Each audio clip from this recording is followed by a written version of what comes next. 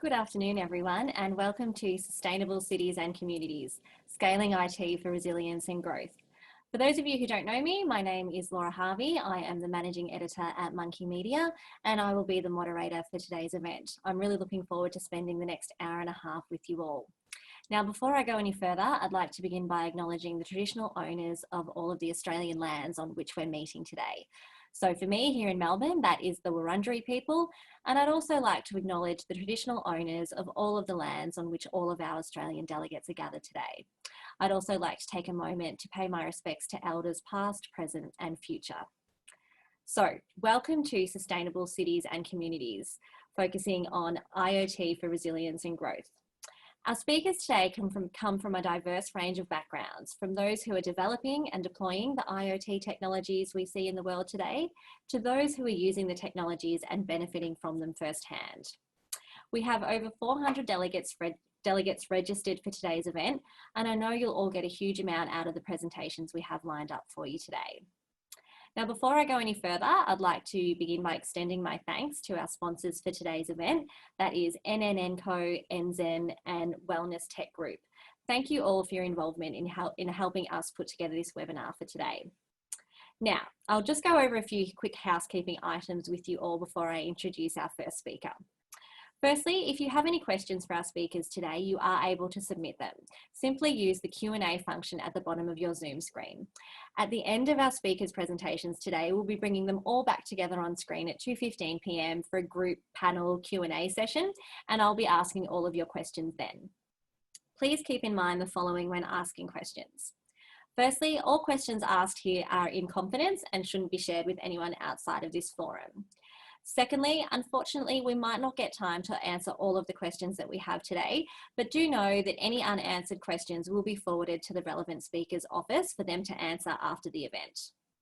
Thirdly, if you do ask a question, please include your name, your company, and your job title, so I can include that when asking the question. And finally, please also include the name of the speaker that you'd like your question directed to. Next thing I wanted to let you know is that you'll also see some poll questions come up on the screen during today's event, and your involvement in answering those will really help us to put better conferences together in future. So if you could participate in those, we'd really appreciate it. So that takes care of all of my official announcements for this afternoon. So I'll now move on to introducing our first speaker, Derek Wallace. Derek is a Vice President at the LoRa Alliance, the world's fastest growing technology alliance that has grown to more than 500 members since its inception in 2015. Its members closely collaborate to promote and drive the success of the LoRaWAN protocol as the leading open global standard for secure carrier-grade IoT LP WAN connectivity. At LoRa Alliance, Derek is focused on promoting greater awareness and adoption of LoRaWAN technology throughout the global IoT space. In his presentation today, Derek will focus on the global expansion of LoRaWAN and IoT and their role in helping a world in crisis, particularly as we navigate the COVID-19 pandemic. I will now hand over to you, Derek. Fantastic. Okay, well, hello everyone. As Laura said, my name is Derek Wallace. I'm the Vice President of Marketing for the LoRa Alliance, and it is my pleasure to talk to you today about the LoRa Alliance and LoRaWAN technology, and how it's, as Laura said, helping fight COVID-19 today and also tomorrow. A little bit about LoRa Alliance. We are an open nonprofit technology association where our goal is to promote the awareness and adoption of LoRaWAN technology around the world. We also strive and work very hard to ensure that LoRaWAN is an open and interoperable specification.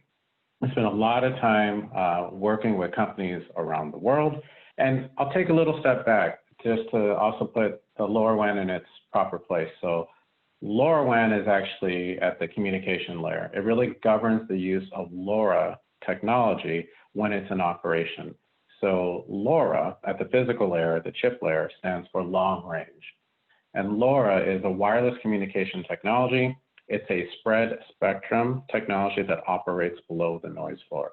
And it is particularly well suited for IoT because it does some things extremely well. It has very low power consumption. And that means with IoT in particular, that assets or sensors that are out there in the world can operate for many years on battery. It has very long range, as hence the name. and it can penetrate buildings and cement and metal and even underground, and it also operates at very low cost. LoRa Alliance is 5 years old, and we have over 100 million sensors deployed out there in the world today. And that's deployed, not just modules being shipped out. That's sensors out there in the world deployed, helping serve IoT use cases. And we have an amazing ecosystem of LoRa Alliance members around the world. Get rid of that, thank you. So we have companies like NNNCo. They are one of our leaders in the LoRa Alliance. They are very active. They have some incredible solutions, and they're great guys and ladies to work with. I've been working with NNNCo for years. We're also very happy that we, as you see on the right side of the screen, we have some more recent leadership additions to the LoRa Alliance because we are, as Laura said, the fastest growing technology alliance in history. And now more and more large companies, well-known companies around the world are also joining, not only just joining the LoRa Alliance, but joining in roles of leadership. Now, LoRaWAN is exploding globally around the world. And these next slides really just kind of go into that. So there are 143 LoRa network operators around the world at our last count. And you can see in the last couple of years that the growth trend is really getting strong. And that makes sense as IoT is starting to mature, even though we're really still in the beginning stages. There are 161 countries with LoRaWAN networks around the world with really good growth, and that's just going to keep going up, even though at some point we'll be saturating the world in yellow LoRaWAN. Those are private and public LoRaWAN networks, or a combination of both. And then we have, at last count, 275 LoRaWAN certified devices, the most for any LPWAN technology out there in the world. And LPWAN, by the way, stands for Low Power Wireless Access Network Technology. And the LoRa Alliance only promotes certified devices because it's very important for us and for consumers of IoT solutions out in the world, because certified devices have gone through the rigorous testing through that certification process to become LoRaWAN certified. It means it's going to perform exactly as it should according to the specification. So it's going to be very low power consumption, so those batteries can last, those sensors can last for years and years at a time. It's going to use the security that's inbuilt and inherent in LoRaWAN technology, and it's going to get that performance through many, many miles of distance or through buildings and cement and other ground. We're really quite pleased with that. So LoRaWAN, it's growing. It's out there in the world, and it's got a very good future. And it's also very adaptive. So it's helping fight COVID-19 today. And I really like this slide because it's a really positive message. Now, I took this slide from Mike Moran of Microshare, another one of our members doing really excellent work with LoRaWAN technology. Mike was part of our commercial real estate in a COVID-19 world webinar we did a couple months ago. And I took this slide because it has a really positive message that's very true. COVID-19, we're fighting back with LoRaWAN and IoT around the world, and pandemics are inevitable. They've been around there, they'll come back again, but their demise is inevitable as well. And IoT and smart cities and smart building professionals have been proposing LoRaWAN solutions for years now, as you can see from the growth of the technology out in the market. And these solutions are going to help make the new normal, whatever that's going to be, because I don't even like that phrase that much, less abnormal. And many of those solutions are going to help make the world a safer, more efficient, and sustainable place.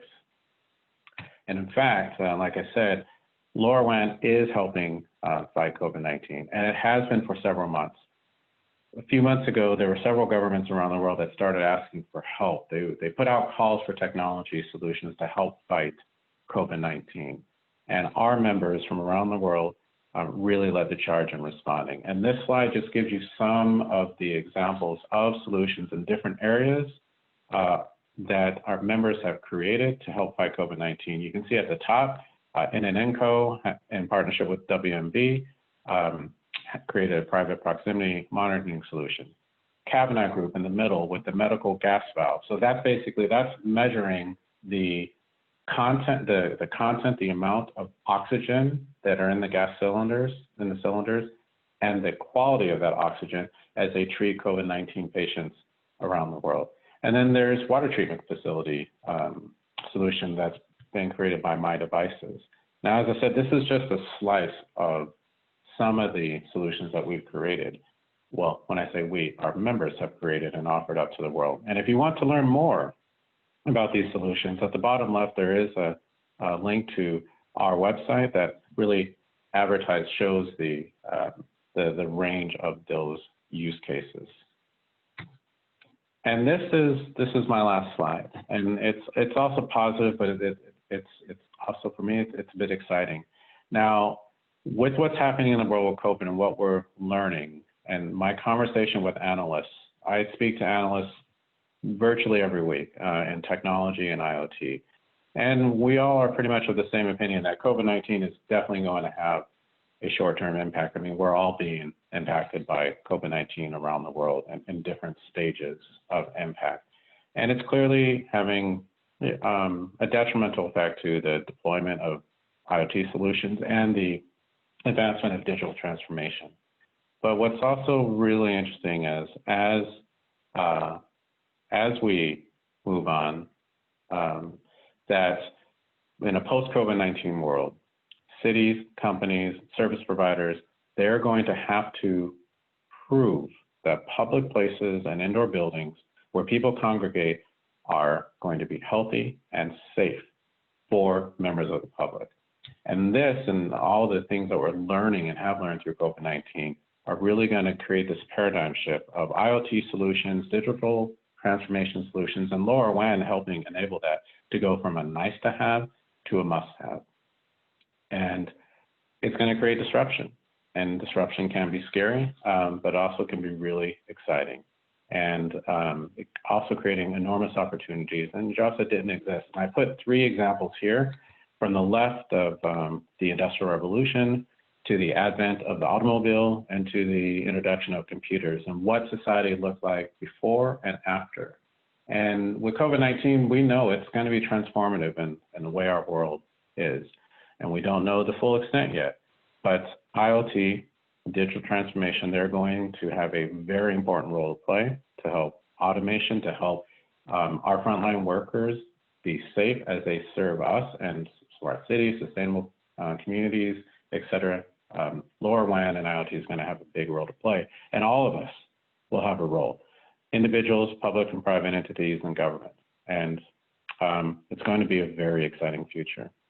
And with that, I will hand off to our rest of our speakers, and I thank you very much for your time today.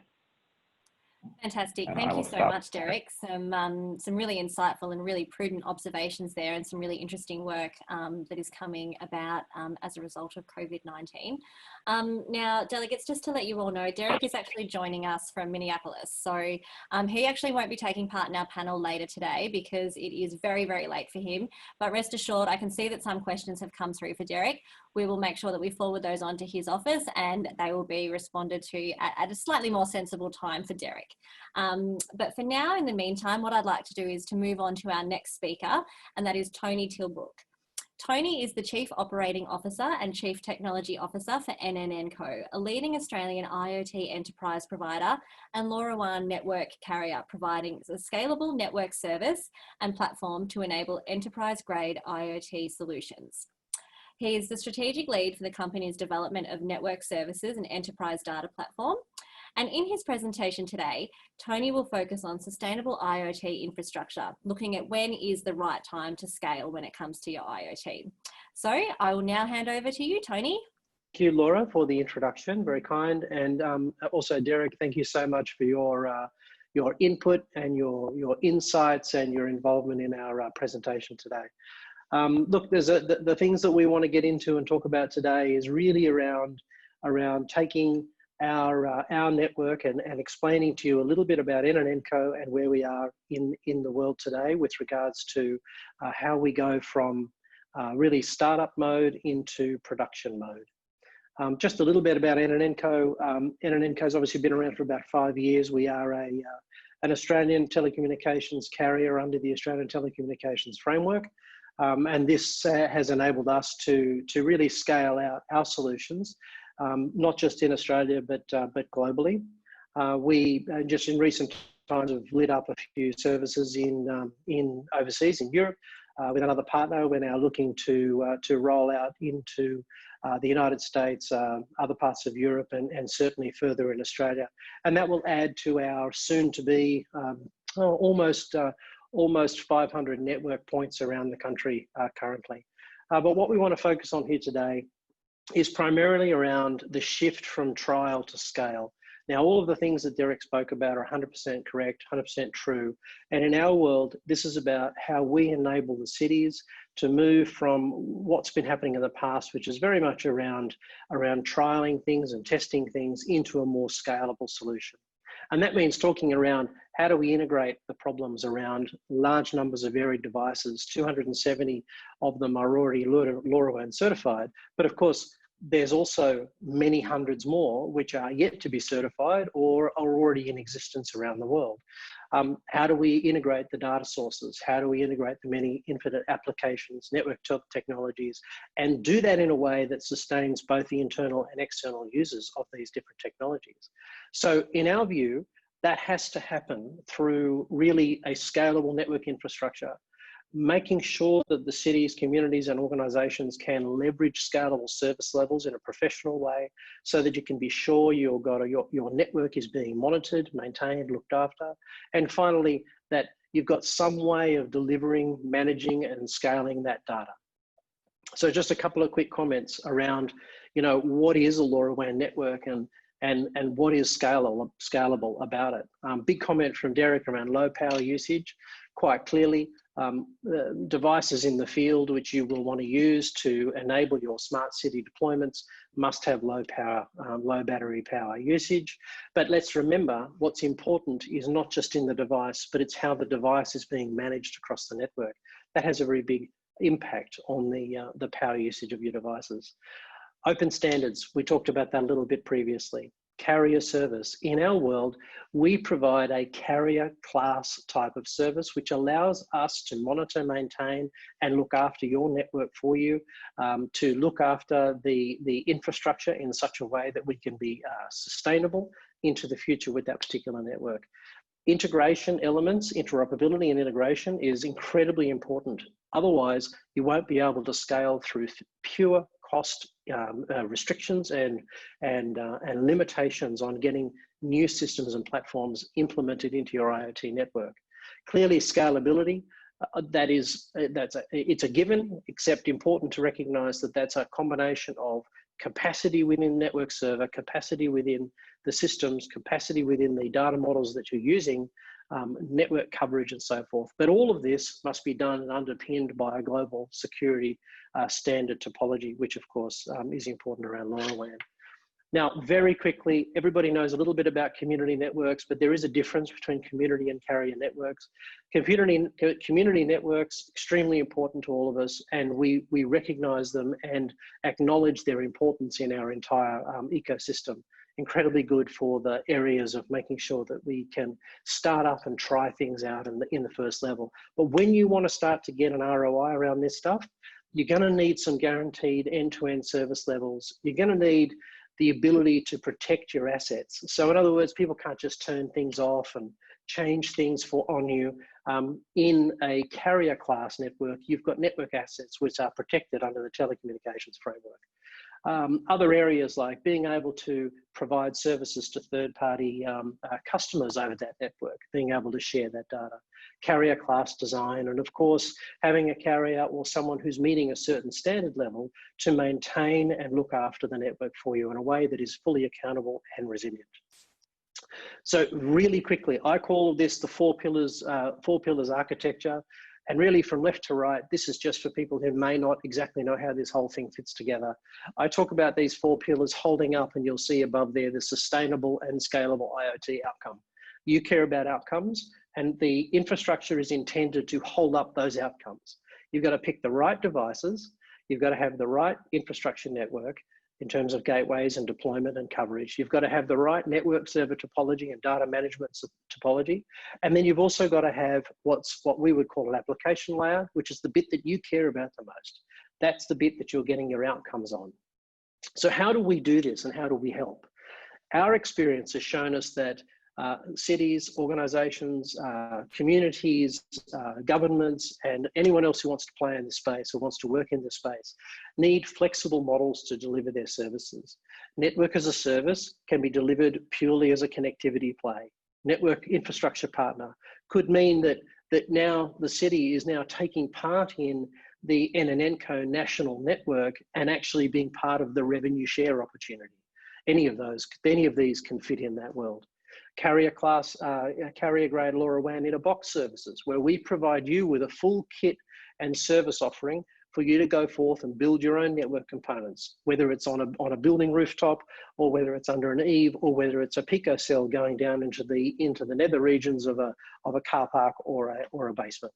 And finally, of course, network on demand, fully deployed, scalable network designed to a specific use case to cover ubiquitous areas. And we've done all of the above.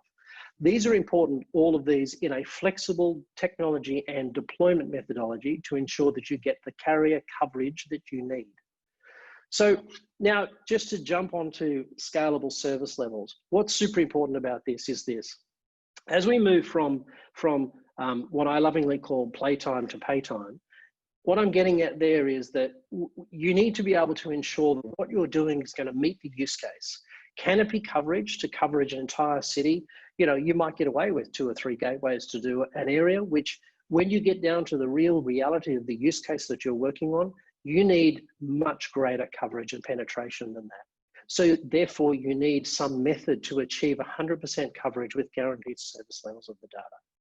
And that's where we can help. We can help again, we can come to bear, and we can actually provide you with the services to give you high availability, monitoring and maintaining and looking after your network, high reliability of data, which enables you to be sure and confident that the data you're receiving, the packet error rates are not getting out of control, that the service levels are being met. And of course, all of this is underpinned by a level of security, which is critical in the deployment of your network. And so just a quick comment about security and how important it is. I want us all to think about security both outside in and inside out. So when we deploy a network that has to be truly scaled, we need to think about how we secure not just the device, the physical of the device, the physical of the gateway, the physicals of the network server and data layer infrastructure and the application layer, but how the communications works between every one of these elements across the board. With a carrier class, what's happening there is you are getting multiple layers of protection.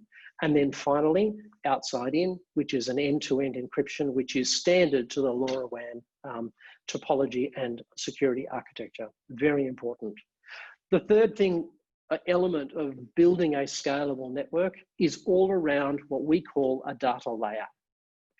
Now, the complexity of LoRaWAN is specifically trying to bring about large amounts of disparate data to a single location for you to make decisions and to gain knowledge from. The very nature of that means that we are going to have multitude of devices, hopefully, data libraries, private networks, public networks, solutions providers who are bringing you incredible knowledge and skill in their very carefully worked out application layers that they've worked. We're going to be hearing from Wireless TechGroup after myself, and they are a perfect example of these solutions providers who have a great deal of expertise in this space. But how do you inject them into your overall model? Then you've got integration partners who bring to the table the ability to actually integrate that data and the services that you're working on, but how do they do that without costing you a sheer fortune to actually get it done? Then it's the integration of platform providers, AWS, Amaya from Wellness Tech Group, or Azure Systems, or Software AG, or WSP Digital, or any of the other platform providers who come to the market. How do you integrate those, again, without costing you an arm and a leg? And then finally, the enterprise, you, the customer, who needs access to this data, how do you get access to share it and use it? Well, when we started this business, we very quickly realized that just the output of a time series payload was not going to get that outcome. We need a way to harmonize and deliver that data. So we built a platform. That platform, in our case, is called End-to-End DL, and it's a device and data management aggregation layer. Effectively, it allows you to take the data from any device over multiple networks, deliver them into our system through either a standard interface or over a data proxy service, and then harmonize and normalize that data, and then output it over a REST API. So just taking it one little bit more deeply here, to the left here, you've got a raft of applications which you need to have serviced. They might come into your network or into your service via multiple different technology sources, multiple different networks with multiple different protocols and multiple different inputs. For a customer to be able to do that, they have to build a new one, a new widget for every single one of these. In our case, because this is what we do, we build that data layer in a way that ingests the multiple networks from multiple devices and multiple application layers, brings them into our data layer, harmonizes and normalizes that data, and provides a REST API to our partners or your partner around the platform play. And it's extremely important to understand that the fundamental difference this makes in terms of cost of integration with the sharing of data to yourselves inside and outside your organization, the cost difference makes this a scalable outcome. So just to cap off, 3 layers. We're talking about scalable network infrastructure. We're talking about the ability to provide service levels, and we're also talking about data management. When you combine these 3 elements, what you get is the ability to truly distribute third-party services and internal services as part of the one network infrastructure, but do that in a secure manner. You also get the ability to now open up the infrastructure that you may decide to become a part of in terms of the NNNCo national rollout, and be part of infrastructure to business, enterprise, other organizations, and your citizens in the area that you currently work. Finally, if you choose to be part of that entire area, we can do that in a way that actually returns revenue back to the city, truly making the IoT rollout that you're planning to do scalable and repeatable. And finally, we do that without breaching any privacy or security protocols that you may have concerns of. Security is going to be in IoT a critical element as we move forward. You will see global standards coming out on a monthly basis with updates happening. And by employing a truly scalable network with some form of carrier class and security layer scalability, you will find you will be able to move with that into the future without risk. Going down a separate path, you may well find yourself sort of pushed to the side and unable to meet some of those security protocols as we move forward, but we've got you covered. And the last thing I want to say on this, and then I'll be quiet, is that we're not talking about this maybe in the future, hopefully coming. This is here today. These are some examples of organizations, both infrastructure and enterprise, who are engaged with NNNCo today and are rolling out sustainable, scalable network deployments right across their either LGA, their utility area, an agriculture part of Victoria, and indeed globally with an enterprise customer. And that's about all I've got for you today. So thank you very much for listening. Laura. Great. Thanks so much, Tony. Some really interesting insights there. And I think the most exciting thing there is, as you say, you're talking about things that are happening right now. And we do have a case study from City of Gold Coast later, which will be really exciting to hear about. So thank you again, Tony. Now it's time for me to introduce our next speaker for today, and that is Enrique Villacrespo. Enrique is the Chief Technology Officer at Wellness TechGroup, a high-value technology company with 11 years of experience in the development and implementation of IoT solutions, cybersecurity, big data, and artificial intelligence throughout Europe and beyond. Over his career, Enrique has worked extensively in cybersecurity, IoT, and smart initiatives, with a passion for developing new products and services which focus on added value and excellence. In his presentation today, Enrique will focus on developing applications from an R&D to scale rollout. I'll now hand over to Enrique. Okay, thank you, Laura. Well, as I said, hello and good afternoon in Australia. I'm going to be with you for the next minutes, so bear with me today, talking about driving innovation to scale smart city applications and solutions. And we're going to touch on this agenda. First, we're going to talk a bit about our DNA innovation, a bit of history of our company. Then from trial to scale, how do we see it? What has been our experience? And we're going to set an example as well. And finally, we'll look to talk briefly about how Europe cities are enabling the COVID-19 recovery. So innovation to scale, right? What is that exactly? And who are these Spaniards that we are talking about? Well, Wellness TechGroup goes back to 2008 when a group of engineers got together to do complex integration projects and smart solutions. From the beginning, it was clear to us that innovation was the main fuel to our commercial offering. And we started trialing in 2009. We started trialing the smart lighting projects when the smart city term was not so, let's say, ubiquitous like it is right now, and the IoT term, well, we didn't know of it. I don't know if it existed yet, but we didn't really know it. So we began to leverage local, national, European, and international R&D programs and opportunities with city and industry stakeholders. I can't emphasize how important is this. We will talk about this a bit later. To apply real innovation into our smart solutions pipeline. So we started 4 people in 2008. We scale out basically to 120 employees right now, and we're happy and proud to say that our technology is being used in more than 500 cities. So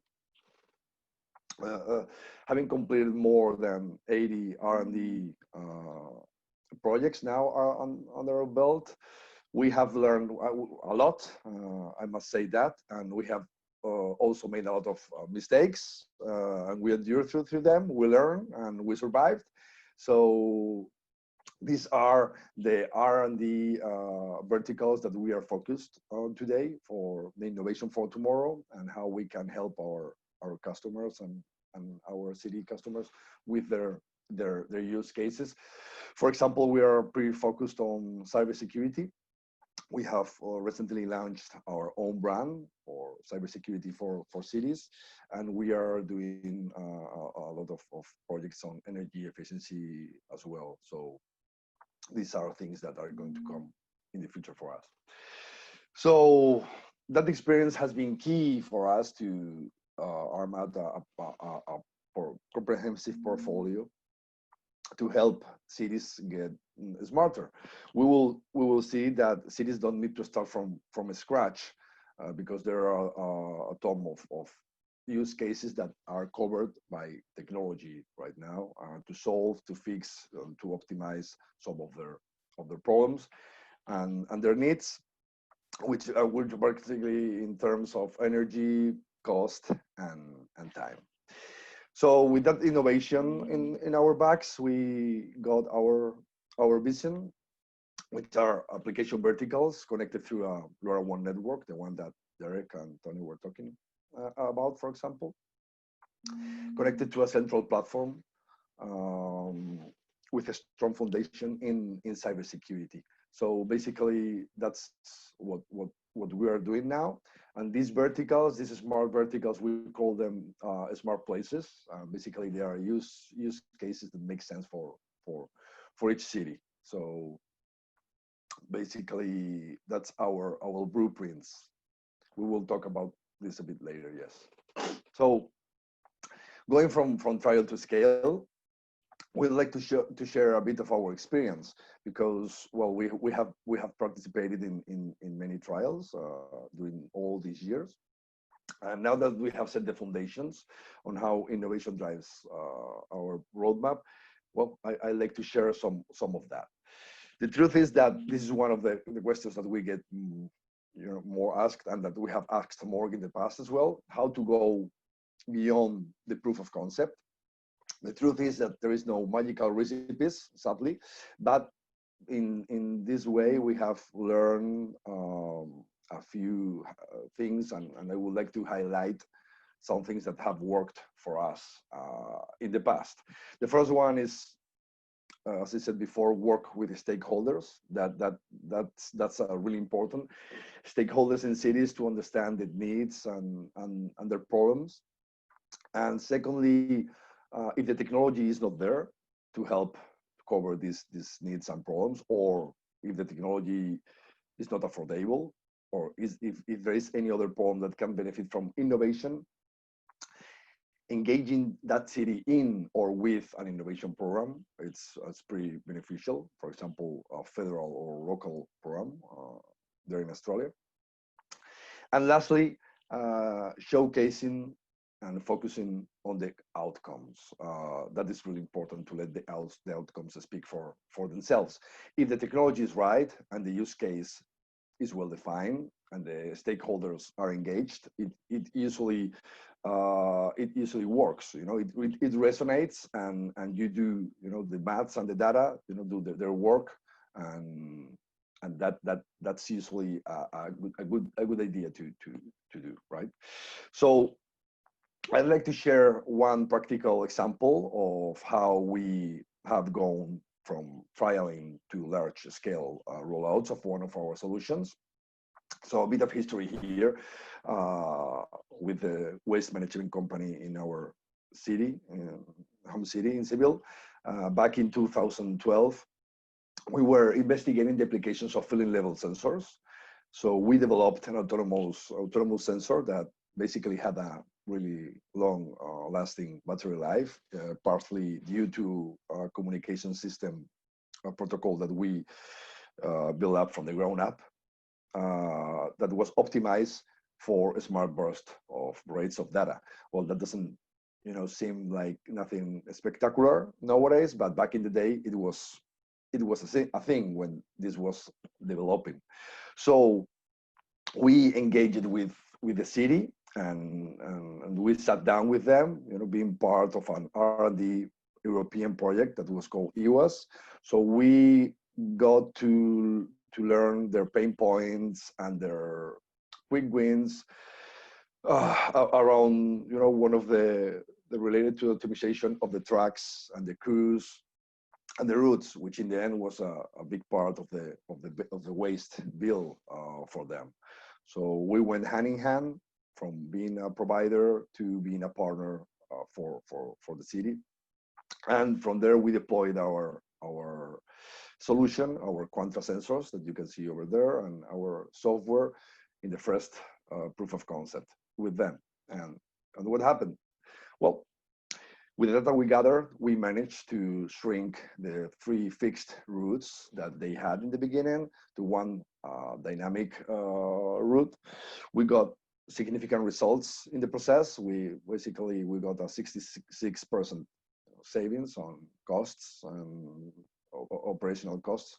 So this was considered a huge success by the city, and with the help of and engagement of the stakeholders, we leveraged the use case with the savings that the city were looking at exactly in a pain point that they had. So, what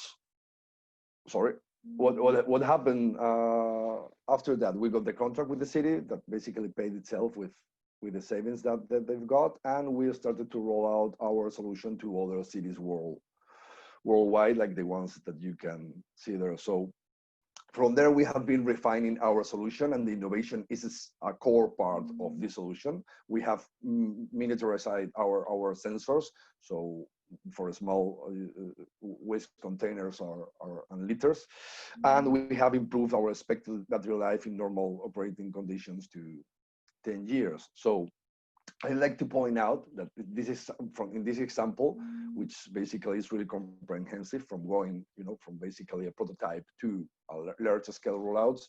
We started from the ground up with the city, but the good news is that we don't need to start from scratch, as I said, because there are many technological solutions for the use cases that we are finding in cities around the world. Most of they have similarities, but they also have things that are unique to each city and each region. So we can skip a large portion of all of this and get to the outcomes faster. So that's the good news. And lastly, I'd like to talk a bit about how Europe cities are enabling the COVID-19 recovery from our point of view. We talked in the beginning about the European Union investing in R&D programs. Partly thanks to that, cities are now more prepared to tackle the unusual circumstances that we are living nowadays worldwide, and keep up with the special measures that the COVID-19 is requiring to maintain, health, safety, and economic recovery, basically. So basically, European smart cities are tackling the pandemic using solutions and tools and lessons from earlier efforts to become more resilient. There is a big package that is being discussed right now in the European Union, of help. Right now, they're finalizing the details, but it's around 750 millions. And the part of that is to fund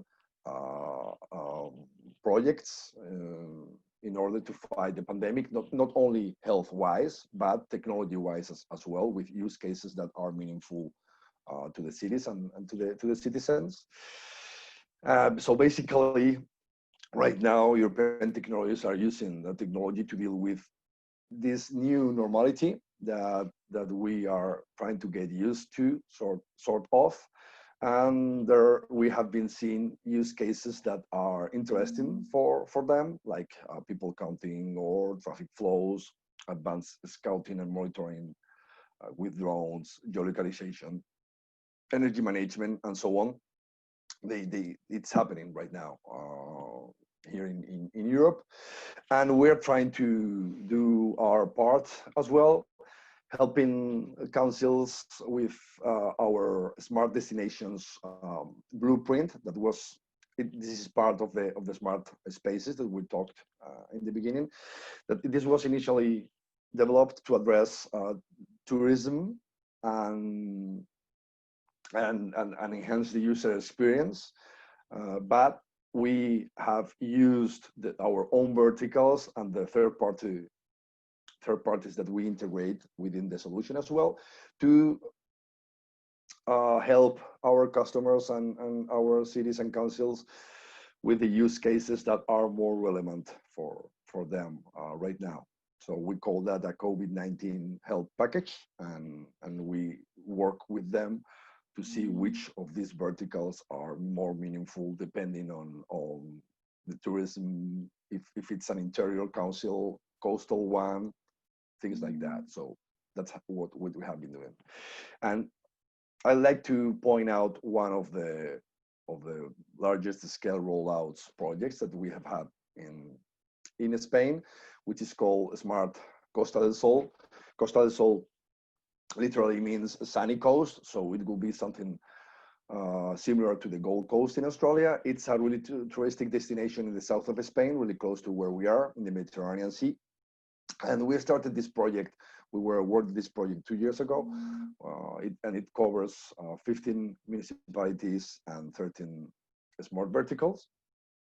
And it's been a real landmark for us because it goes from the concept of smart cities to what it is, a smart territory. But one of the key things that we have learned in 2020 is that this smart territory project is helping to shape the whole territory, respond, to a global threat like this with data sharing and with a technological homogeneous platform. So this is something that we didn't expect. As soon as other smart territories projects are rolled out globally, this is an important lesson learned for what's to come. That having an homogeneous territory with similar technology and use cases can help municipalities and government to tackle down a global threat like the COVID-19 right now. So basically, this is the things that I wanted to talk to you about, and that's it. Thank you for your attention today. And any doubts or any inquiries, don't hesitate to contact me. thank you very much. I will leave you with the next speaker. Thank you. Wonderful. Thank you so much, Enrique. We've had lots of questions come through. As I mentioned at the start of today's webinar, we will be bringing Enrique and all of our speakers back for a quick panel session at 2:15. So I'll make sure to ask all of those questions then. So thank you to everyone that submitted questions so far. For now, I'd like to introduce our next speaker for today, and that is Ian Hatton. Ian is the Chief Innovation and Economy Officer at the City of Gold Coast, and he also serves as the Program Manager for the Digital City project. Under Ian's stewardship, City of Gold Coast has launched Australia's largest and most diverse LoRaWAN carrier network in partnership with NNNCo, with the capability to support more than 600,000 sensors and real-time management tools. Ian's presentation today will detail some of the city's IoT projects and highlight the benefits the city has seen through investing in the network. I will now hand over to Ian. Perfect, thank you. Good afternoon, everybody. Before I get into the details of the presentation, which I've already skipped on to, I'll give you a bit of context about the Gold Coast. So we're the second largest council in Australia. Our annual spend is about 1.6 billion Australian dollars.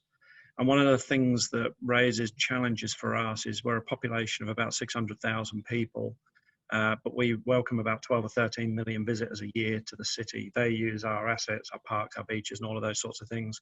So it creates quite an unusual environment for us to operate in, that 96 or 95% of the people who use our assets and experience the services we provide are not residents and ratepayers.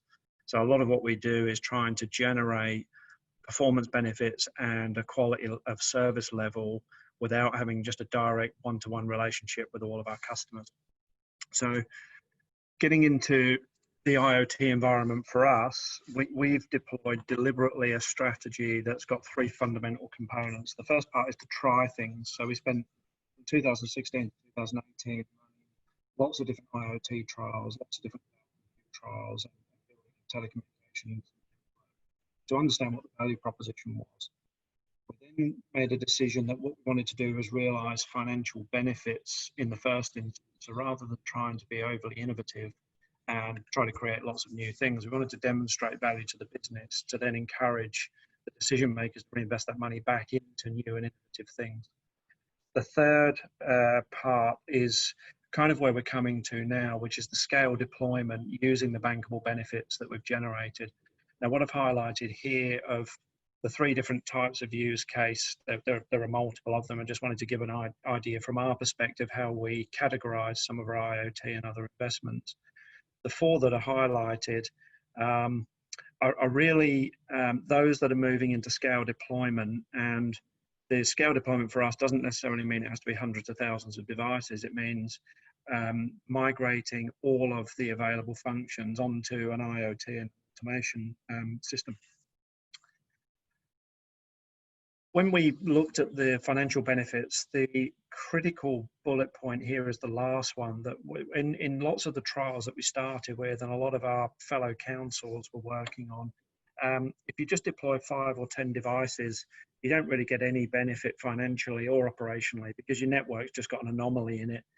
It doesn't change the normal course of business, and you're paying an additional premium to buy a device, connect to a network, and do everything else.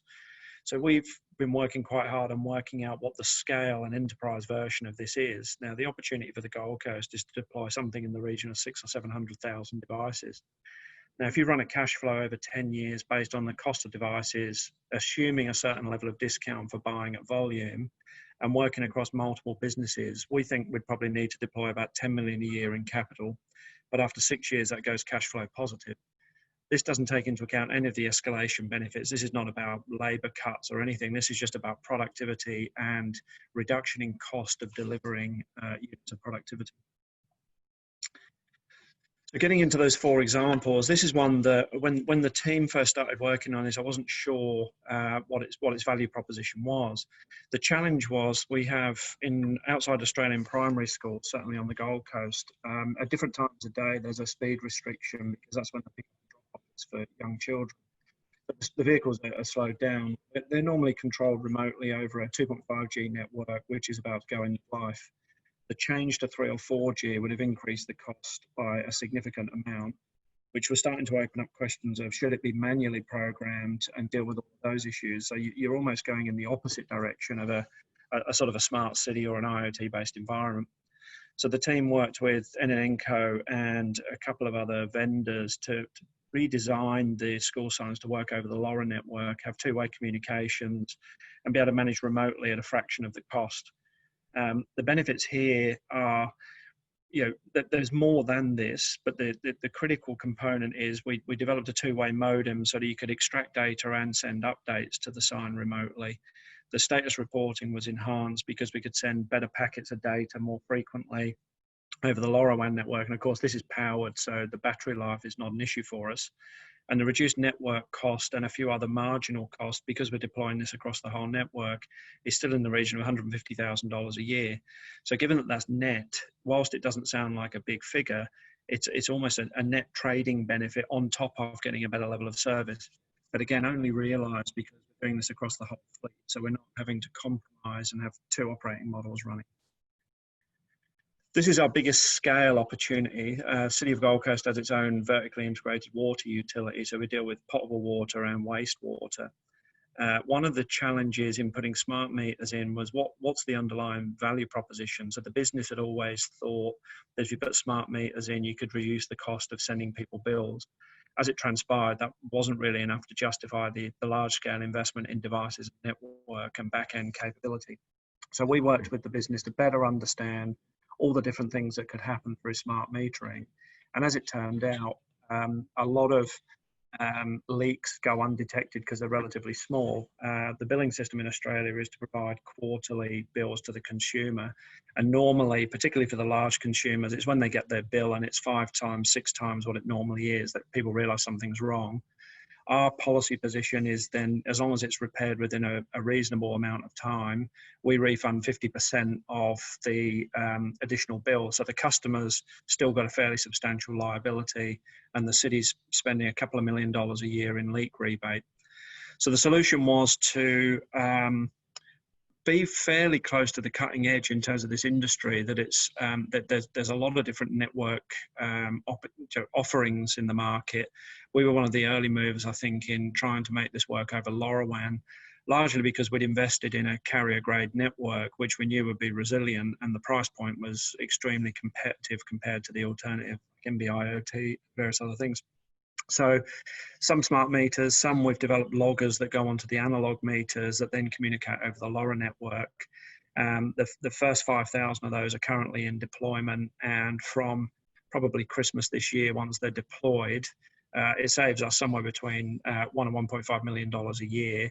And on the flip side, the customers are not getting an alarming increase in their bill when it arrives, which is not a great experience for them, but also they're not having to pay 50% of that water loss cost. Another water utility one. One of the experience that happens occasionally, but frequently enough to be a serious problem with most water utilities, is if you get a build-up of pressure in a pipe caused by lots of different things, they can quite often burst. Now, if that bursts in the middle of the highway, that can cause traffic disruption. People will definitely lose service, and in some cases, they burst on private property. So not only has someone got no water supply, they've also got an inundation and a whole load of rectification works that council will not step in to do. So the team have worked across industry to develop a set of valves that run over the LoRa network. These valves would normally run over a SCADA network, but for us to deploy this across the 80 or 90 sites would have entailed about $3 million worth of upgrade on the SCADA network, because you've got to put new hard communications network, management panels, various other infrastructure into areas that don't currently have the connectivity. By running this over LoRa, we've managed to avoid most of that capital cost, because our network covers about 96% of the geography of Gold Coast, and coverage to us means every square inch of that has got at least 2 gateways of coverage. So if a gateway goes out, the system can still operate. And that was critical for our water utility, and I think this reflects on Tony's earlier point of the difference between a community network and a telecommunications network, which is the scale and resilience that's required by the OT operators and others, insurance provide. So what this has really done is take out a significant capital outlay to expand the SCADA network and fix the underlying problem of identifying increases in pressure and going out and rectifying that before it causes catastrophic failing in the network. This is a bit of a pet project of mine, and one that I think for all of us that have been involved is sort of itching to get going at scale, and we're sort of just gradually working with the business unit to make it happen. So we have hundreds of thousands of bins on the Gold Coast, but 3,500, give or take, are in really important locations like beaches, foreshore areas, and the parks. So if I go back to my point of, 13 million people come to the Gold Coast each year, about 1 million of those are international tourists, and just about every one of those will go to the Surfers Paradise sign at the end of Cavill Mall, which is an iconic selfie location. When we ran our trial, the bin outside McDonald's in that location overflowed more often than any other bin, which means that the experience of people, particularly first timers coming to the Gold Coast, was the iconic selfie location was quite often strewn with litter, which is not a good experience. When you look at the graph at the bottom, the average fill level is way below what would be optimum. So again, picking up on one of the earlier presentations, the optimization of route management, locations of bins, size of bins, the real-time management reporting of if a bin gets moved or some other damage is incurred is all possible. And running over the LoRa network, we've built out a business case that shows that it's basically $500,000 of bankable financial benefit. Our view on this one is you would just provide more services with the money. So rather than over-servicing every bin, you would have a more dynamic environment where the ambition would be for no bin to overflow and for bins to generally be emptied when they're set at an level. What you can build over the top of this, of course, is automation tools that refine the compute and start to really drive down the asset cost of the fleet in particular. And we think you could reduce by a number of vehicles that this. So starting to wrap all this together, there are 4 examples of where we've generated primarily bankable benefit, but at the same time, a customer experience benefit, either in reducing a bad experience or enhancing an existing experience.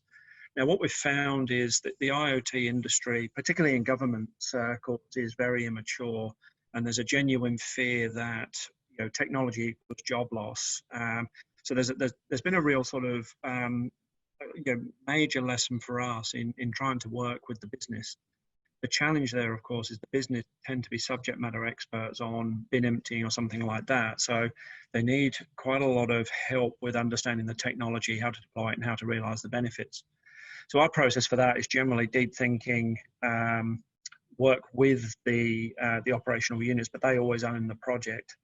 The point was made earlier about interoperability. We've worked very hard with the service departments to make sure that the LoRa network, in our case, becomes one of the focal points for driving interoperability. So we don't buy separate networks, we don't run on third-party networks, and then get into proprietary environments. So we can't get the benefit of bringing all the data together.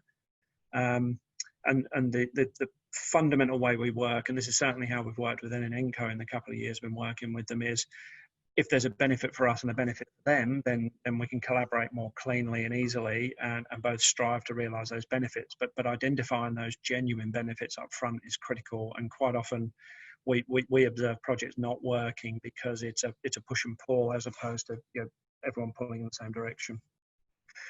The other challenge, I mentioned it earlier, is trying to do this at scale. So if I go back to our model, there's some delicate balance between doing trials and then converting that into a scale business case. Of course, what you're doing with a trial is proving the technology works and understanding the price point and performance. That's got to convert into scale deployment to really realize the benefits. And from our point of view, that's, we're confident enough in the scale of the network that convinced us to invest in a carrier grade, citywide network.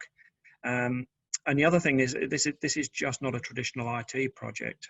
Rolling out IoT is largely a business-led endeavor with a load of technical support, not the traditional IT support and off-the-shelf purchasing. There's a lot of R&D, a lot of joint development required. So that's something we didn't go down the path of it being traditional IT, and I think that's been borne out as a good thing. And then just to wrap up, what next for us? Well, we've got a 10-year proposal going to our executive to build out scale IoT over the LoRa network. we'll be building off that operational efficiency dynamic to focus more on public value customer experience. And we're also going to be coupling the IoT with other information we have from our Wi-Fi network and other sources to understand where do people use assets, how do they use assets, what times a day, what gives people a good experience or a bad experience. We'll continue to use our LoRa network, and our outcomes will largely move from just bankable operational outcomes to citywide economy and other benefits. And with that, back to you, Laura. Wonderful. Thank you so much for that, Ian. Some really interesting, real world examples of a network being used today, which I think is what's really fascinating about the work that you're doing right now. I'd now like to introduce our next speaker for today, Ian McLeod. Ian is the Director of Smart Energy at Enzen, a global business that provides knowledge sharing services for the energy and utilities industries. Prior to his role at Enzen, Ian led the transformation of Queensland's regional poles and wires business, Ergon Energy. This involved transitioning from a monopoly transporter of electricity towards an open access platform model. Ian has influenced industry direction through roles as Director and Deputy Chairman of the Energy Supply Association of Australia and Chairman of the Queensland Futures Institute Energy Committee. In his presentation today, Ian will focus on practical solutions for integrating IoT into your business. I'll now hand over to Ian. All right, well, welcome everybody. I'll work through my presentation as quickly as I can. Firstly, a little bit about Enzen. We're about practicing knowledge and delivering impact. And as you can see here on this actual slide, this is actually about the Black Summer of bushfires in Australia.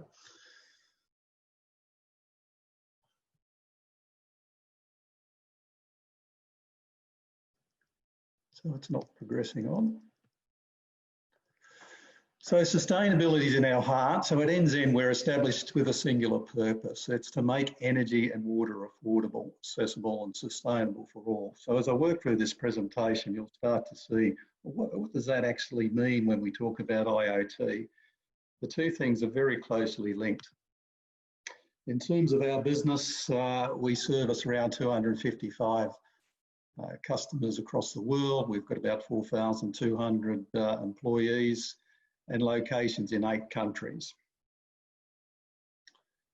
In terms of what the business is actually structured or how we're structured, we focus on business transformation. I saw a question before about service design. So that's fundamentally part of what we do.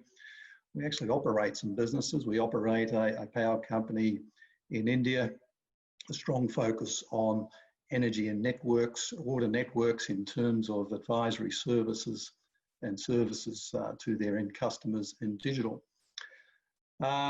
We round off our portfolios with investments into invested companies, and NNNCo is one of those. Wellness Telecom is another one. You can see a number of water companies, drones, when you talk about sensing data is another source, energy efficiency and digital. In terms of integrating IoT into your business, I think key thing here is we're certainly at a bit of a tipping point at the moment, and there's a lot of conversation about digital maturity. I'm a member of the Edison Electric Institute and had the privilege to join a number of meetings with utilities from all around the world.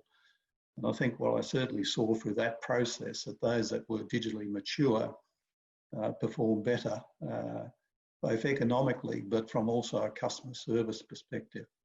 So COVID and natural disasters are driving a need for some agility, business continuity, people wanting remote access and control. If half my workforce is working from home, how do I continue my business? How do I track my assets, equipment, my materials? How can I see the supply chain visibility? So when disasters would hit Ergon, we bring some generators up from Energex. I remember many times wondering where they were on the highway on the way up as I was sitting in a town waiting or watching good food being thrown out from supermarkets. People proximity tracking and health monitoring. So some big projects going on in Australia at the moment. We've got increased COVID in Victoria. So how do we mitigate that risk? Government community infrastructure and stimulus, business community efficiency and innovation. We've also got the issue though of scarcity. We've been through a drought, so that's a bigger issue for us. How do we manage our water better? Security, for anyone who knows the power industry or reads the paper just about every day will note that the energy security is becoming an issue. It's not so much energy as a commodity anymore. There's quite a bit around of that commodity around. It's getting more so around, well, what are the services to support the networks? Passive and active management, the responsibilities the customers are coming on. How do we host more renewables? In terms of success for IoT, it's really a product of a number of things. We heard from Ian before how he's integrating IoT into his business at the Gold Coast. And it did start with some vision and strategy of where they want to go. It takes leadership and engagement. It can't be managed in a cell somewhere off in the business. You need to develop knowledge and capability. There are new skills like data scientists. You need good design. At the end of the day, if you don't design your network and your data layers, your visualization, your end-to-end processes right, then you're not going to get the benefits. And we've talked about scope and scale. If we can do all those sorts of things, then the benefits will be delivered. So in terms of vision and strategy, I guess I'm a fan of a long-term strategy, and certainly at Ergon in 2007, we set a strategy out to 2020. And a cornerstone of that strategy was empowered customers by 2020. They should be able to select whether they had batteries, or they should be able to select whether they had solar, what tariffs they were on, what retailers they used. And we worked towards those strategies.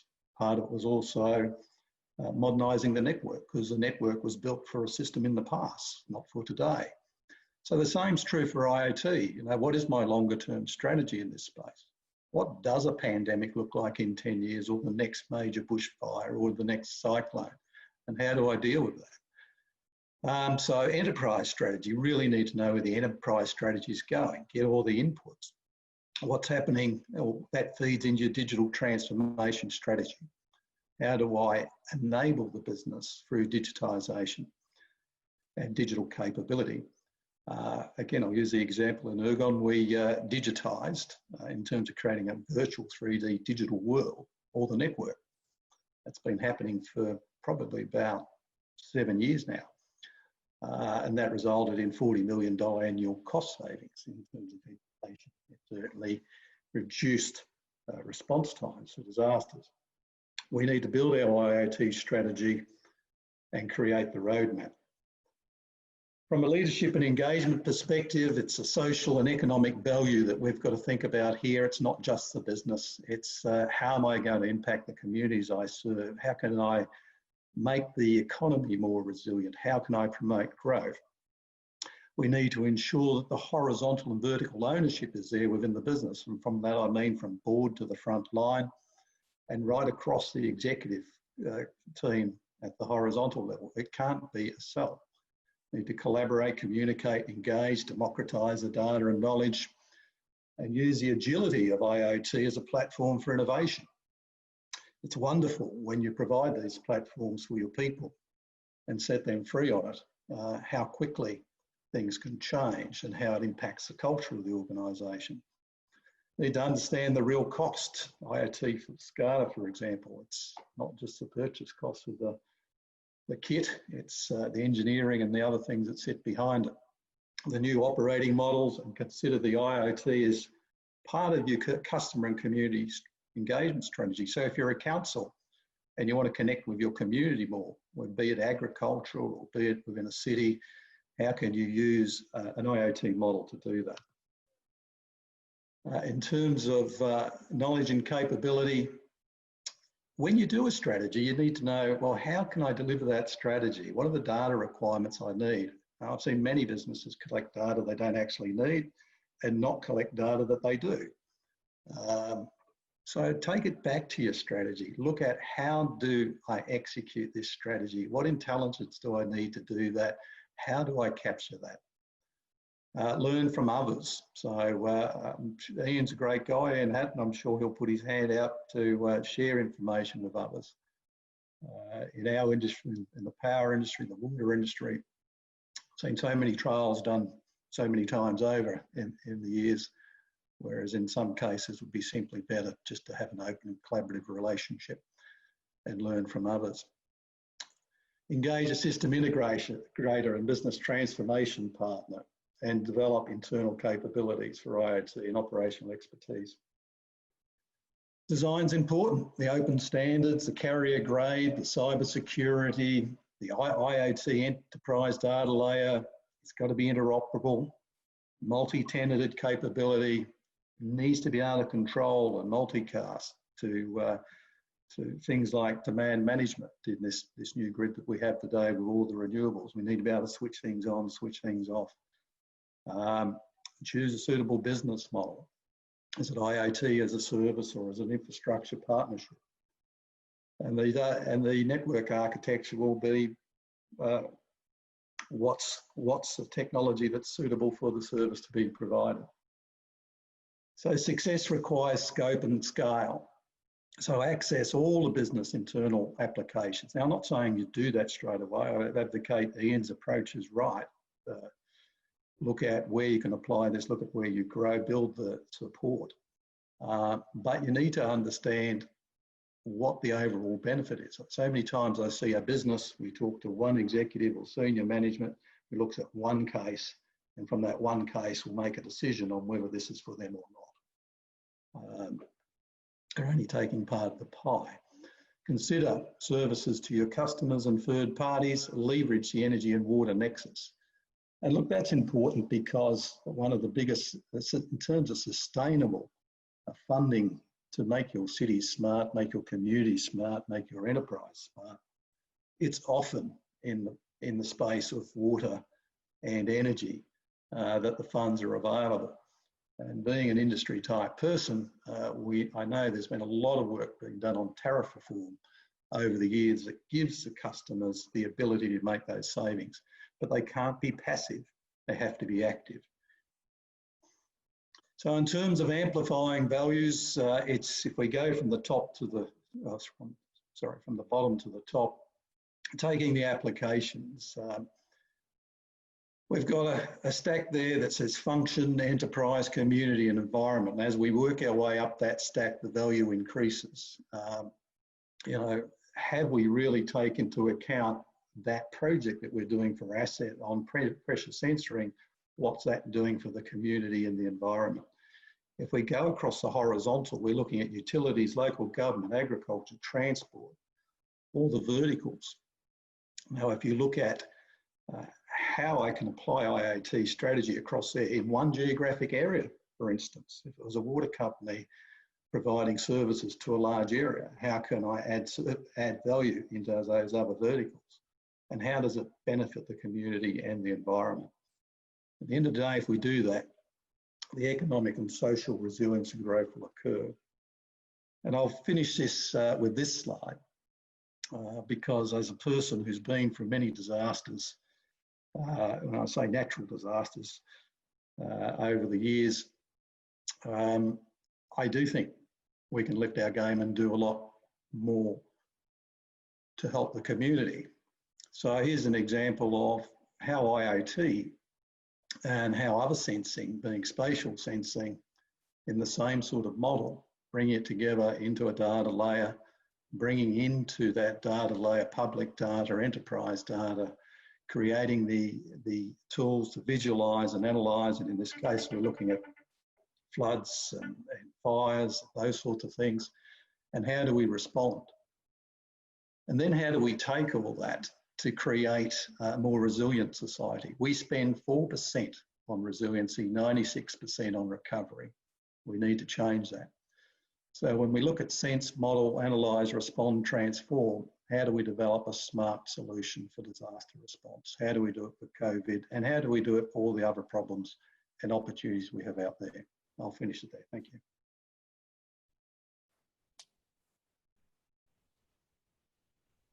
Excellent. Thank you so much for that, Ian. Really appreciate it. Now, as I said, we are going to conclude today's webinar with a panel session with all of our speakers from today. So I will bring those, our speakers all back up on screen so we can ask a few questions. Now, as I've said, we are sort of getting close to our 2:30 conclusion time. So what I might do, speakers, is we'll ask all these questions pretty quick fire so we can move through as many as we can, as many as possible. We're still waiting for a couple more speakers to come on screen, but Ian, I can see I've got you, so I might start with a question for you. How can IoT solution providers improve their engagement with government procurement channels, as they typically prefer tendering processes that I believe limit innovation and reduce the benefits of IoT and smart city solutions? I'll choose my words carefully. I completely agree. I can sympathise with the frustration. What we've done internally, and what I think people generally need to try and do is that trial, prove, then procure. So the procurement shouldn't be the first stage. Understanding what the value proposition and the business benefit is should be the first stage, because otherwise you're buying something without knowing what its utility is. How do you know what the value is, would be my argument, and that's one I've had some success with internally. So I think governments need to stop trying to procure the whole thing in one go and be a little more iterative and give the market a chance to respond and learn jointly. Great, thank you for that, Ian. Really appreciate it. Now, Tony, a question for you. How do you see the NB IoT technology in supplementing LoRaWAN?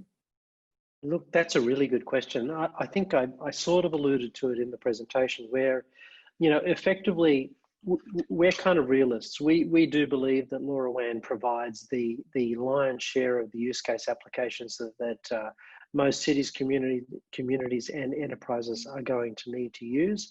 However, there are applications where a higher degree of throughput is required, and you might need something like an NB-IoT or a cellular interface or a Wi-Fi or a Bluetooth or some other technology.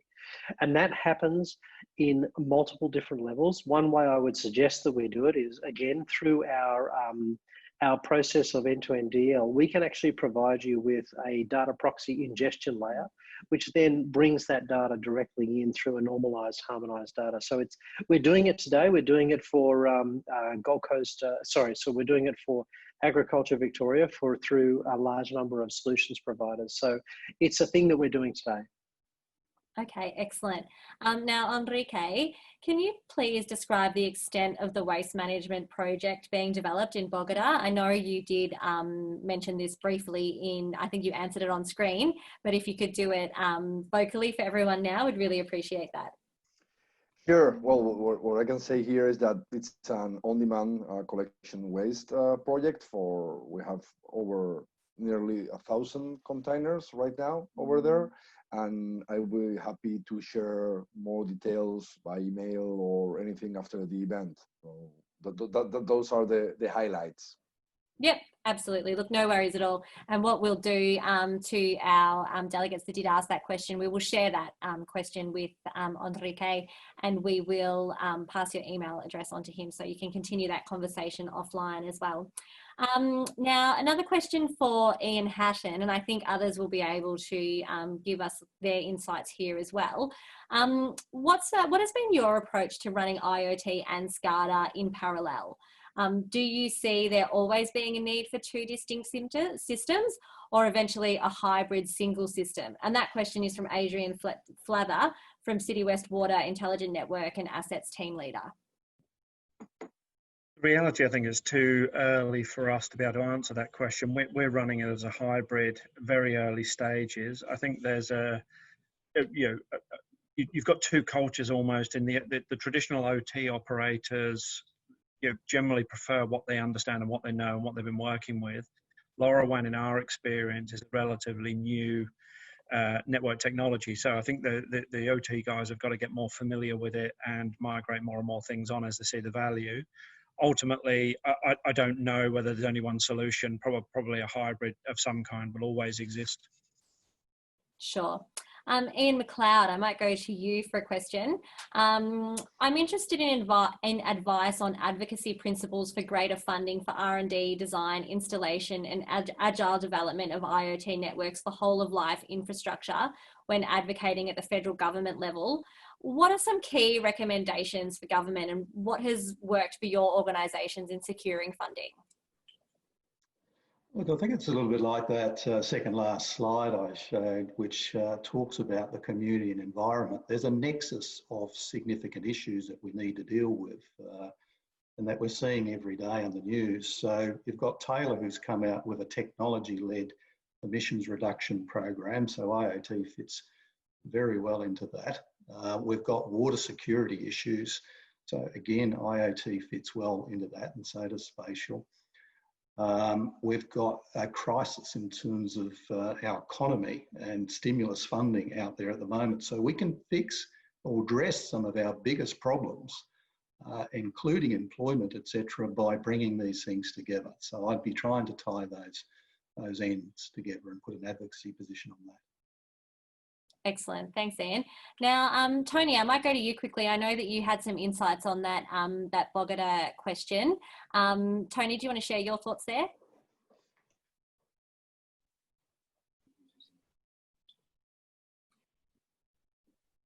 Tony, you're just muted. Can you unmute yourself?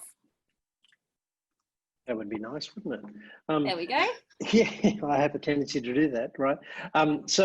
Look, it was more around the whole SCADA and LoRaWAN parallel operation, really specifically.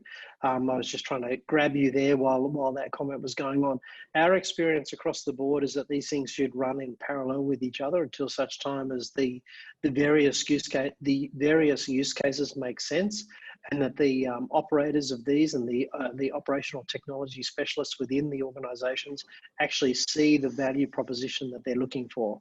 You know, primarily LoRaWAN has its incredible benefit for deep penetration, long range coverage, but time series payload, low bandwidth operation. If you need something which is real time, really providing you with a high level of low latency, high bandwidth kind of operation, don't look at LoRaWAN. Look at some other form of SCADA operation or a dedicated network integration. But that doesn't mean that you can't run them in parallel with each other, integrate them into the same payload-based time series database, and get the benefit of comparing and contrasting the data from two sources. And I think that's the key. So you don't need to necessarily make a decision today and say everything runs on LoRaWAN, but you need to be ready to say, let's pick the right technology with the right cost profile against the particular right use case application. Yeah, no, some very good points there, Tony. Thank you for that. Tony, I might go to you with another question and I'll ask you to lead off, but then I'll get insights from the rest of the panel as well. How do you approach cyber risk in these operations? You know, do you have multiple levels? What's the general approach? This is super important. You know, I follow the cybersecurity risk on a global basis on a day-to-day basis. This is something which fills my email every single day. And so I watch this with great interest. We will see that the latest interaction between the IEEE rollout for deployment of cybersecurity standards for specifically around IoT deployments, and it's super important. And as I mentioned in my presentation, this is a inside-out approach. Our, for example, network protects the network by means of communications between the deployment of a gateway and the network server. And we do that by means of the highest level of security protocols that we can get between those two devices. We also then need to protect the way we interact between whether it's cellular backhaul or whether it's Ethernet backhaul or IP backhaul. And we need to overlay over the top of that the appropriate security measure, which measures and delineates the protection between having something which is just open standard or whether it ends up being something which we can protect. And that's something that we as an organization watch very carefully on a day-to-day basis. It's also very important that we take the approach around cybersecurity of a policy-based least access environment. So in other words, the person who needs to get access to the information that we're providing it, they get that access. Everybody else doesn't get that access. So it's very important to have the right grouping architecture, data management, device management, and security protocols built all the way between the device protocol, which is right out at the edge, through the application at the other edge, and then everything in between. Now, that only comes when people understand network topology and they understand how to deliver that on a scalable basis. And that's something that we know how to do. Fantastic. Ian Hatton, I might go to you for your thoughts on this question and the cybersecurity issue, because I know that as a local government, that's going to be something that's top of mind for you. Yeah, I won't pretend I can talk the technology like Tony can. From our perspective, all of these cyber risks are really about identifying them early and designing the solutions based on a set of standards and policies that you adopt that are widely understood. So I think from a government perspective, we generally with these things are more on the low risk tolerance environment. So providing the assurance up front and demonstrating how it works in a very simple to understand diagram is really how we've handled it. And then we've let the technical guys get into the detail. But I think that immediate assurance that it's well architected, it's properly designed and defined, and that the systems in place is the critical thing for the decision makers to understand up front. Yeah, fantastic. Thank you for your insights there. Now, look, just looking at the time, we have gone a little bit over time. Tony, I'm just going to quickly go to you because I believe you have a quick message to share about the Gold Coast LoRa Alliance event that's happening in October 2021. Yes, 100%. Ian didn't mention it. He's way too humble. Through a large amount of lobbying and work, collectively, we've managed to get the Gold Coast as a sponsor city for the October 2021 LoRa Alliance global event. And I just wanted to make that little pitch here to make sure that everyone knows that that's coming. It's a thing. We're going to be past all of this drama right now by then, and this is going to be a really major event for the Gold Coast and for Australia. Thanks very much.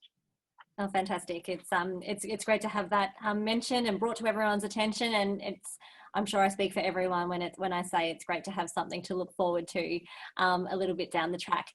So look, as I say, given the time, we'll wrap up the panel now.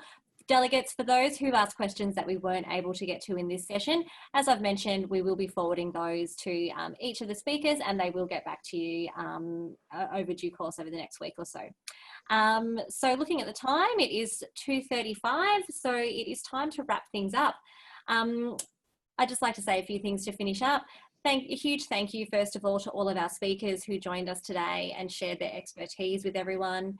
And a huge thank you to you, all of our delegates that tuned in to watch the conference at home. We really appreciate having you here and being able to share some of this knowledge with you. I'd like to extend another big thank you to our sponsors for today's event again. That is NNNCo, Enzen and Wellness Tech Group.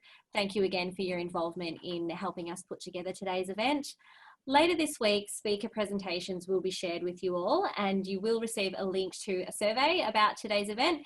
If you could take the time to fill that out, it's just a short 2-minute survey, but if you could take the time to fill that out, we really would appreciate it because, again, it does help us improve these free events for you in the future. Now, when we finish up today's event, you will see the contact details for Fiona Day from NNNCo up on screen. If you do have any questions following on from today's webinar, feel free to reach out to Fiona and she'll be more than happy to help you out. So once again, thank you again for joining us. It's time for us to say goodbye. Thanks again for being with us, and we'll look forward to seeing you at another online conference soon.